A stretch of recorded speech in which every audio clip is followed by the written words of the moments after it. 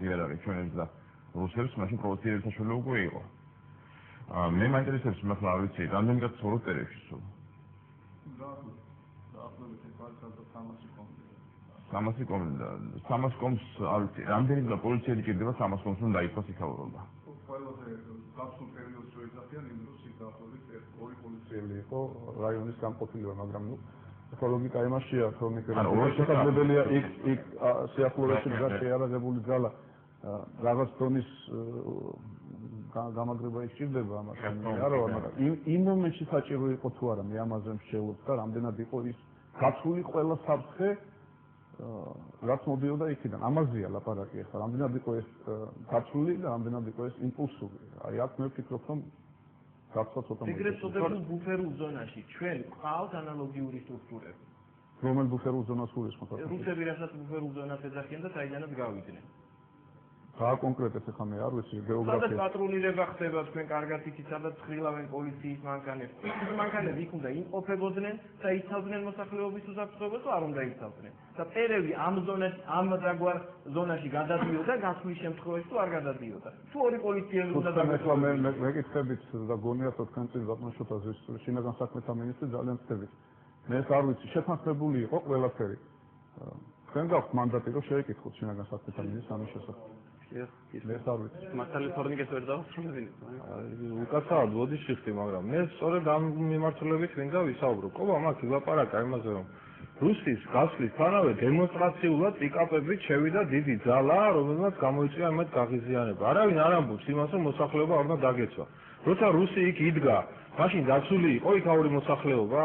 მაშინ ხო შეიძლებოდა რომ ოცებით შემოსულიყო ვიღაცა დაეციოკებიათ, გაუბედურებათ, არ იყო ის მოსახლეობა, მაშინაც დაცული და რა საჭირო იყო ეს დემონსტრაციული, ვითომ ესეთი მაგარი ბიჭი ხარ და ვითომ ესეთი მაგარი ძალა არ შეიძლებოდა მშვიდად, წყნარად ყოველგვარი აჟიტირების გარეშე იმ მოსახლეობის დაცვა, რა თქმა უნდა შეიძლებოდა ამის, მაგრამ ყოველ მაშინ ხო პიარს ვერ გააკეთებდნენ ამაზე, როგორ გმირულად დაიკავა ქართულმა ნაწილებმა თუ ქართულმა პოლიციამ იმ პერევის მიმდებარე ტერიტორია. რა თქმა უნდა საქართველოს ხელისუფლების ბრალია ყველაფერი. თქვენ გინდათ რომ ყველაფერი საქართველოს ხელისუფლებას დააბრალოთ, აბა ვის უნდა დავაბრალო? პუტინს დავაბრალო და მედვედევს ახლა რა ხდება ქვეყანაში? დიახ, კოდორის ხეობაში რაც მოხდა არის საქართველოს ხელისუფლების გაუწონასწორებელი ნაბიჯის შედეგი. საქართველოს ხელისუფლების გაუწონასწორებელი ნაბიჯების შედეგია, რომ აფხაზეთი და ცხინვალის რეგიონი იცნო რუსებმა. საქართველოს ხელისუფლების დანაშაულებრივი ჩართვის შედეგია, პროვოკაციაში ჩართვის შედეგია, რომ დაიკარგა ის ტერიტორიები. საქართველოს დანაშაულებრივი პოლიტიკის შედეგი არის ის, რაც ხდება დღეს ყველაფერი და რა თქმა უნდა, ამაზე პასუხისმგებელია ხელისუფლება და ეხლა თქვენ თუ გინდათ რომ ახლა ხელისუფლება რა შუაში, აბა ვინ არის შუაში? ვინ მოიყვანა ამ მდგომარეობამდე ეს ქვეყანა? თქვენ მოიყვანეთ ბატონო შოთა, პირადად თქვენ არ გეუბნებით, არა, თქვენ როცა გეუბნებით, გვაპარაკობ საქართველოს ხელისუფლებაზე.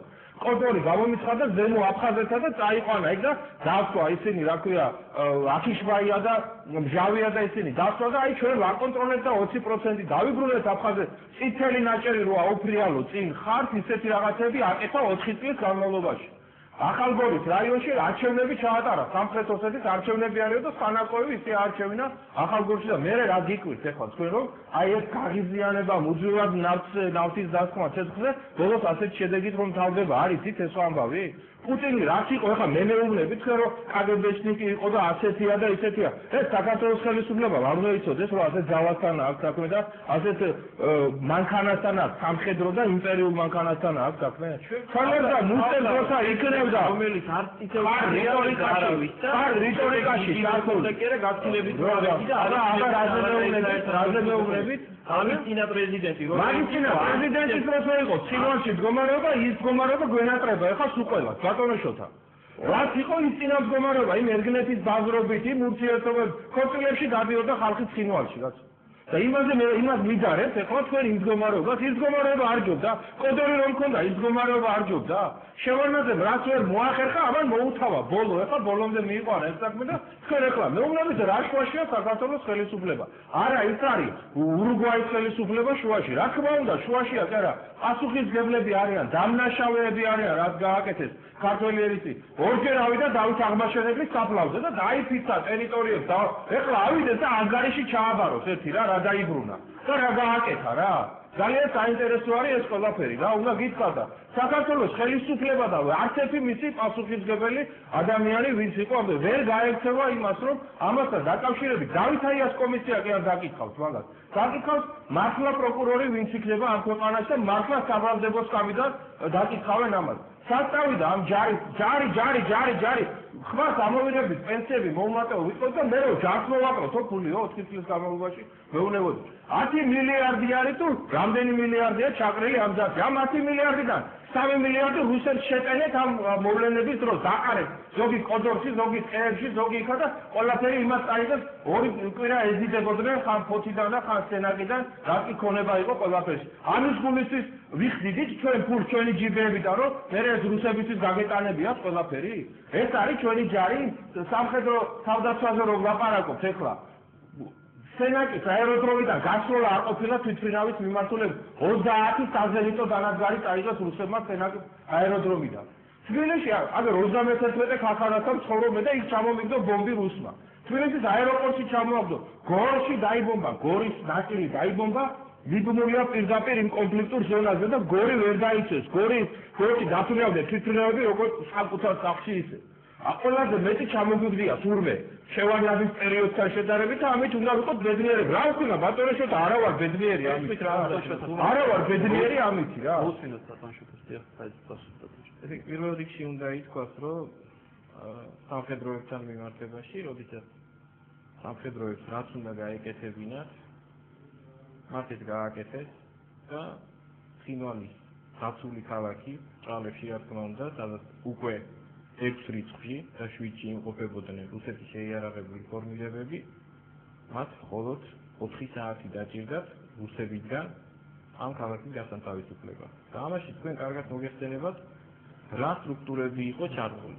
და ის რომ 58 არმია 2 თვის განმავლობაში უშნებს გადიოდა ჩრდილო კავკასიაში და მისი პირობითი მოწინააღმდეგე იყო საქართველოს ეს რუსეთის გაგეგმილი იყო სააკაშვილის სოციალ-დემოკრატები ყველაფერი გაგეგმილებით ეხლა თქვენ ეს ყველაფერი გაგეგმილი იყო ამაზეც მოგახსენებ და საქმე შემდეგში მდგომარეობს რომ საქართველოს ხელისუფლება სხვათა შორის არაერთ განცხადებას აკეთებდა რუსეთთან მიმართებაში რას აპირებდა ჩვენ საგარეო საქმეთა სამინისტრო ჩვენი კომისიას აქვს არაერთი განცხადება მაგრამ მაშინ იგივე ეს განცხადებები თავის პანგიმონის მოხსენებაში სხვადასხვა რეზოლუციებში ხდებოდა ისე რომ საქართველოს ხელისუფლება და ქართული მასმედია აჭარბებს ცხინვალის რეგიონში და აფხაზეთში მიმდინარე პროცესებთან დაკავშირებით. რომ სინამდვილეში რატო ჩვენ ვამბობთ ესე არ ხდება და ჩვენ გადაჭარბებულ ინფორმაციას ვაწვდით.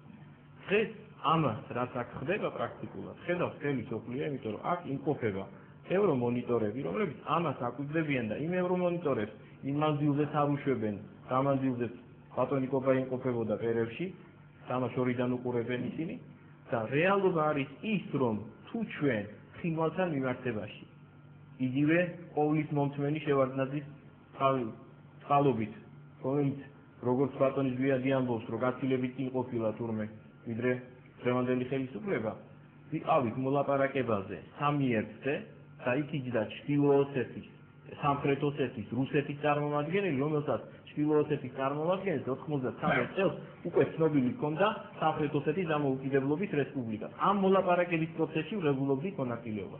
რაც შეეხება აფხაზეთის საკითხებს, ამ საკითხებში ჩვენ მოლაპარაკებას ვრებულობდით აფხაზეთის, რუსეთის და გაერო იყო მხოლოდ დამკვირვებლის სტატუსი. დღეს მოლაპარაკების დონე აწეულია ევროკავშირის, ეუთოს, გაეროს უშუალო მონაწილეობით, მოლაპარაკებაში მონაწილეობას ღებულობს ამერიკის შეერთებული შტატები როგორც სახელმწიფო და დაფიქსირებულია რომ კონფლიქტის მონაწილე არის რუსეთი და კონფლიქტის მონაწილე არის საქართველო და მის შემადგენლობაში რუსეთის შემადგენლობა